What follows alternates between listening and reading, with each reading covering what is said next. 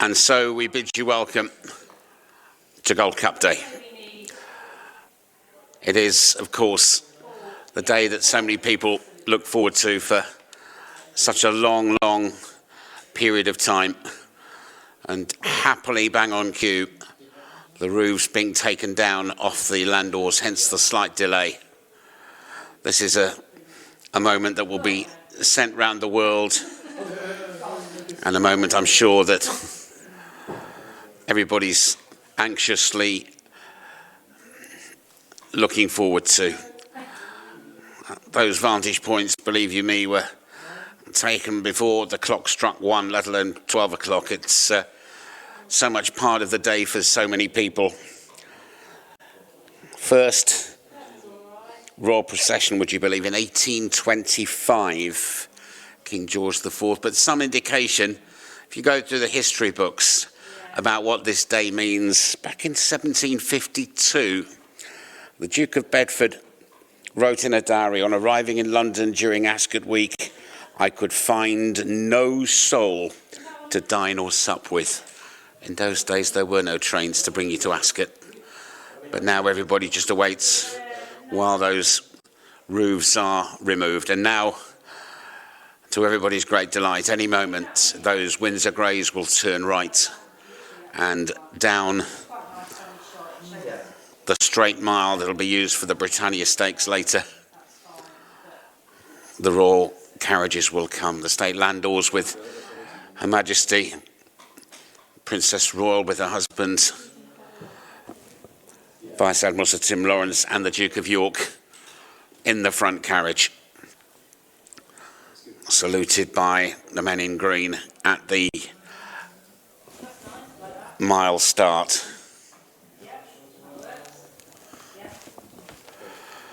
And now we get a first look at the royal outfit.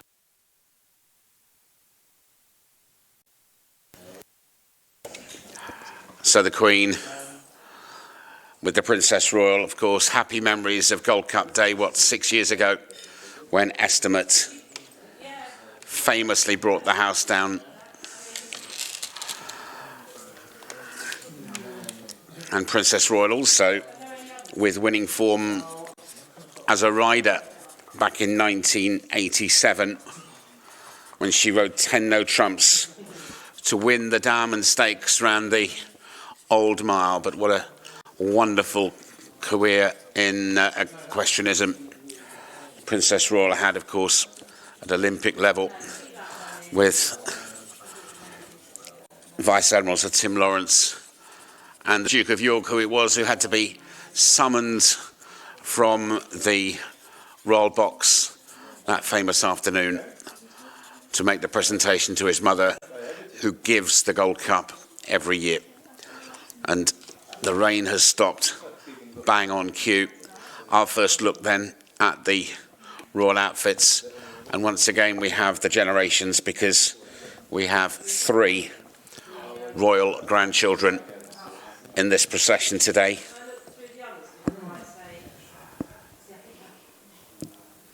But I suppose for so many people this, the Gold Cup, the oldest race at Ascot, first run in 1807.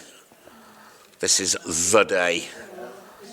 Although, of course, all 5, the racing has been quite simply sensational for years, and has been already this week, with more to come. There's a look at the outfit alongside me. Ginny will talk to in just a second, but I'm sure, like everybody else, the Queen's so pleased that the conditions have relented. And just look at those throngs of people. They're all waiting for the royal procession, and the throngs will not have to wait too long. The second carriage, Princess Eugenie, great to see her back again, of course, in the last 12 months, married Jack Brooksbank, and she's the younger of the Duke of York's 2 daughters. Alongside her is Viscountess Brookborough, Janet, across from whom is her husband Alan, and James Fellows as well, Viscount Brookborough is the Lord Lieutenant of Fermanagh, Lord in Waiting to Her Majesty the Queen, and has been a member of the Garter since 2018. And James Fellows, who has started a Bridge of Hope charity for those stricken by a downfall and wanting to find solace in the world of racing. It's been supported by the Sir Peter O'Sullivan Trust, and it's been jointly founded with an MP. Carriage 3 is the next generation of royals. Peter Phillips and his wife, Autumn, and Mike and Zara Tyndall. Peter, of course, does have interest in racing, but we're looking at the outfits of the two ladies, Autumn nearest us, and Zara, of course, who was an eventing world champion in 2006, an Olympic silver medalist, London 2012, and her husband, Mike, who won 75 caps for England. In the 2003 World Cup, he played in that winning team. Also played rugby at club level for both Bath and for Gloucester. And Peter is involved in the project, hoping to bring racing to the cities of the world. And the fourth carriage welcomes to Ascot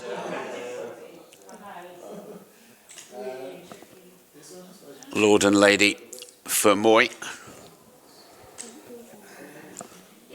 and also the Honourable Rupert Fairfax and his wife Vanessa. Another look at the young royals, obviously enjoying their day out. Autumn is Canadian originally, so she's learned all about that special magic that makes Ascot like nowhere else. And we'll look at the fourth carriage in a moment, but Ginny, your thoughts first of all on the Queen's outfit? So we know that Her Majesty the Queen is wearing Angela Kelly. Both the suit, dress and hat are all by Angela Kelly, a favourite of hers. We had Stuart Parvin yesterday. A beautiful metal grey, and not many people can pull off grey, especially on a grey day. Just have a look at that fourth carriage. Lord Fermoy, sister's married to Lord Derby's brother, so there's a link to a famous racing family. He is first cousin to the late Diana, Princess of Wales, and was page of honour to the Queen Mother, his wife Tessa, and then Rupert Fairfax, who was a former member of the Prince of Wales's staff, and his wife Vanessa.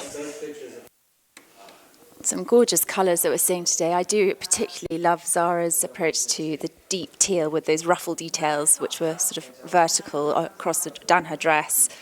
But the Queen, yes, in her grey with those beautiful hints of lemon in the lemon floral designs that we will see again shortly. And it's almost as though her and her daughter have been in cahoots, because they seem to be mirroring each other in very elegant, subtle ways. It's a wonderful match, isn't it? The two of them looking side by side. We await the national anthem, which will be played shortly by the band of the Coldstream Guards, but it's just nice to see, and it's the best we've had all week, of those marvellous uniform of the Outriders as well. They are gleaming, and those shots are going round the world. There's nothing quite like being at Ascot on Gold Cup Day. This racecourse founded, would you believe, in 1711 by Queen Anne. That generation probably could only have dreamt of the tens of thousands. What a wonderful sight.